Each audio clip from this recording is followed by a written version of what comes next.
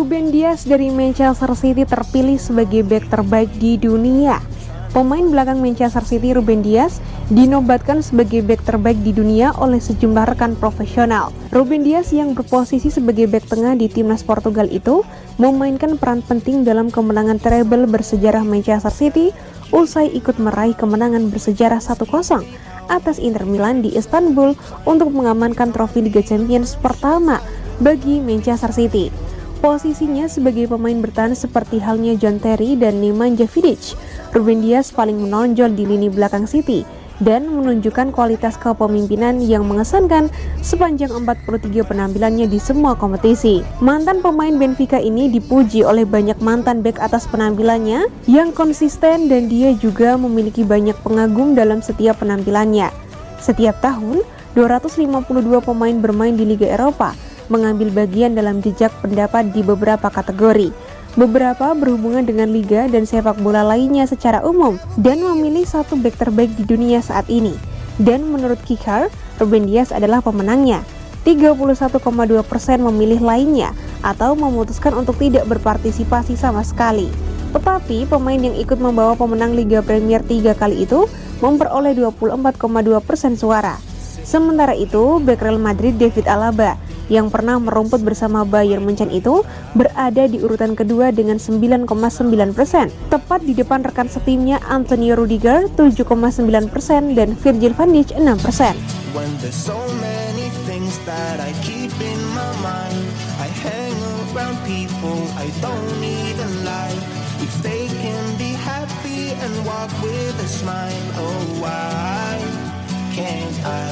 Drama Declan Rice settingan, Arteta disebut telepon Guardiola agar Man City saingan dengan Arsenal.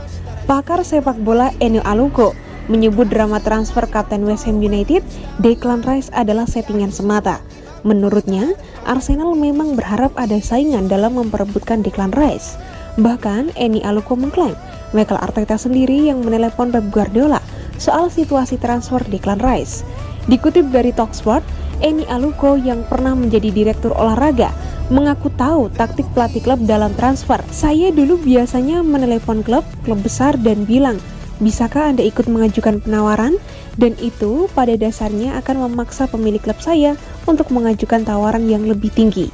Saya tidak berpikir Manchester City benar-benar ingin mengontrak Declan Rice.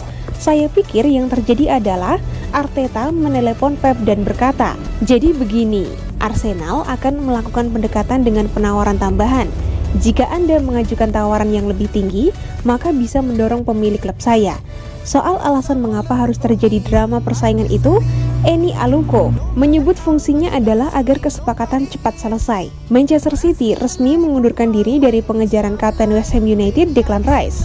Manchester City pun dituduh oleh para fans hanya mempermainkan Arsenal. The Citizens disebut-sebut hanya berpura-pura menyaingi Arsenal untuk menawar Declan Rice agar Arsenal menaikkan harganya. Sebelumnya, pengejaran Declan Rice sudah membuat Manchester City mengajukan tawaran pertama yang kemudian ditolak oleh West Ham United. Sedangkan Arsenal sendiri sudah mengajukan 3 tawaran, sementara tawaran terakhir sempat tak kunjung diterima oleh West Ham United. Tawaran itu adalah 105 juta pound sterling atau nyaris 2 triliun rupiah yang kemungkinan bakal disetujui kedua belah pihak.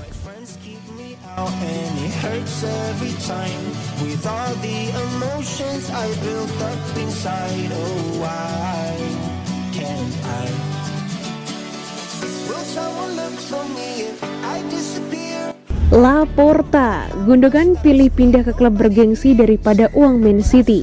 Presiden Barcelona Joan Laporta menanggapi sukses klubnya merekrut Ilkay Gundogan. Gelandang Jerman itu rela menolak tawaran Manchester City yang lebih baik. Barca mengamankan servis Gundogan secara cuma-cuma. Pemain berdarah Turki itu digait setelah menghabiskan kontraknya dengan Man City di musim panas ini. Gundogan mengakhiri 7 tahun karirnya di Manchester dengan torehan 60 gol dan 40 assist dalam 304 pertandingan. Mantan penggawa Borussia Dortmund itu memenangi 14 trofi juara, di antaranya 5 titel Premier League, 2 Piala FA, dan 1 Liga Champions. Gundogan juga termasuk dalam skuad Man City yang merebut treble di 2022-2023. Di Barcelona, Ilkay Gundogan telah menyepakati kontrak berdurasi 2 tahun dengan opsi perpanjangan setahun berikutnya.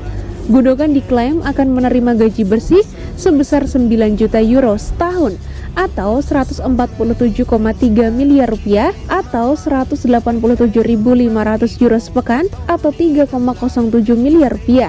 Pesepak bola berusia 32 tahun itu menerima tawaran dari Barcelona meski Manchester City menawarkan kontrak baru. Gundogan disebut-sebut merasa kecewa karena The Citizens cuma menawarkan perpanjangan kontrak setahun dengan opsi setahun tambahan. Laporta mengungkapkan Direktur Barca Mateu Alemany dan pelatih Xavi Hernandez berpengaruh besar di dalam transfer Gundogan. Mereka mampu meyakinkan si pemain memilih Barcelona daripada berlanjut bersama Man City walau mendapatkan bayaran lebih menarik. Dia memilih pergi ke sebuah klub bergengsi daripada uang City. Tawaran City itu lebih superior loh. Mateu sudah bekerja dengan sangat baik.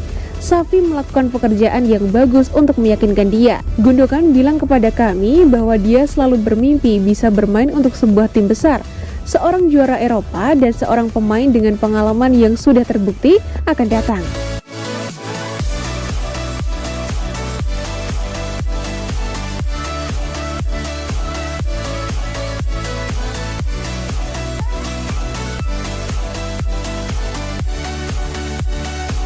Manchester City versus Sevilla di final UEFA Super Cup.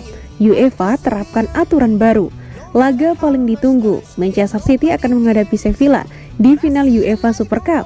Duel Manchester City versus Sevilla diprediksi akan berlangsung menarik. Final Piala Super Eropa 2023-2024 yang mempertemukan Manchester City versus Sevilla bakal digelar di Karaiskaki Stadium Yunani, Kamis 17 Agustus 2023 mendatang.